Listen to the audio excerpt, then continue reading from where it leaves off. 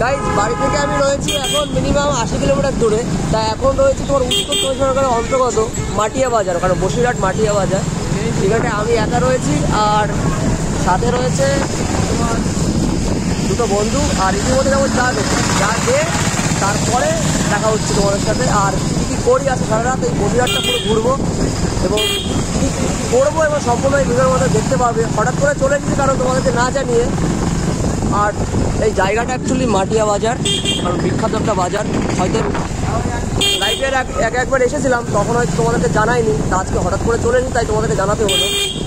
আর খুবই আনন্দ হচ্ছে, হয়তো রাত্রে ঘুরছি এখন আস্তে আস্তে। আমাকে দেখাবি না? হ্যাঁ আমাকে দেখাবি না? দেখাচ্ছি তো তোকে। হ্যাঁ পুরো ভালো রয়েছে, সবাইকে দেখাচ্ছি। বাদিকে পড়ছে চলাচল।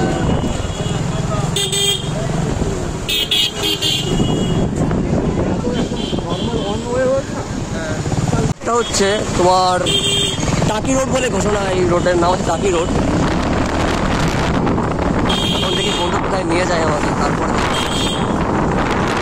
এখানকার মার্কেট আছে। হ্যাঁ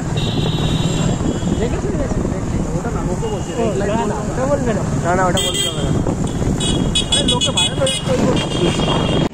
ইতিমধ্যে প্রবেশ করে গেলাম বসিরহাট তোমার। হ্যাঁ যাও, অনেকটা ভিড় তো এখানটায়। বাজার একটু ছাড়িয়ে ভাইরাল যে তবে ভিতরে প্রবেশ করবো। চা নিয়ে নিয়েছি 2 কাপ, আর এই ভাইটা নিয়েছে 1 কাপ চা।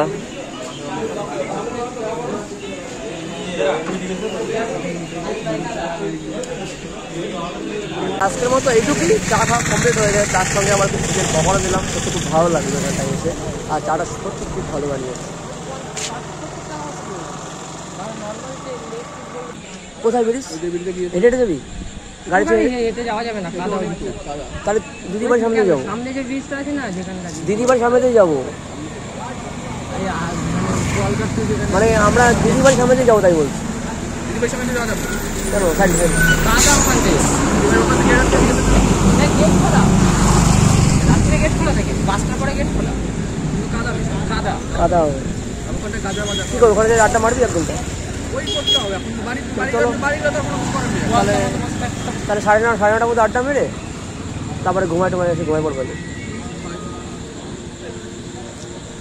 আর এখান থেকে রিয়াদির কুকুরের জন্য প্যাম্পাস নিয়ে যেতে হবে। প্যাম্পাস এখন নিয়ে যাবো না, পরে আসবে? না না, একবার নিয়ে যাও, একবার নিয়ে যাও।